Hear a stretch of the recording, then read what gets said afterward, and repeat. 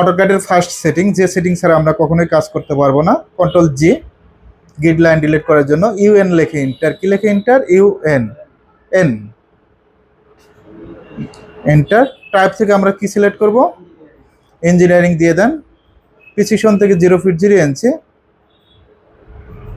ওকে দেন। ওকে, D লেখে enter. ডিটা হলো dimension, মডিফাইতে click করবেন।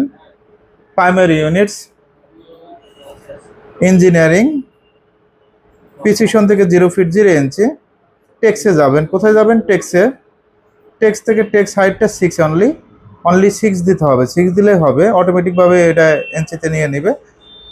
6 symbol and arrow, architectural text, arrow size টা 3 ইঞ্চি, 3 ইঞ্চি।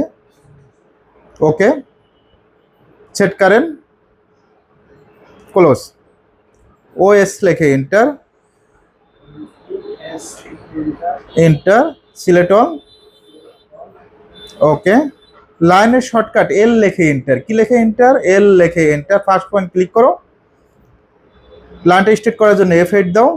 F8 ফাংশনের F8, কন্ট্রোল এল দিলেও হবে, F8 দিলেও হবে। 5 ফিট, কত ফিট? 5 ফিট। ফিট চিহ্ন দিতে হবে, ফিট দিয়ে ডাবল এন্টার। মাউসের হুইল বাটনটা ঘুরাও, ডাইমেনশন চেক দিবা। ডিএলআই লেখে এন্টার। কি লেখে এন্টার? ডিএলআই, ডিএলআই লেখে এন্টার।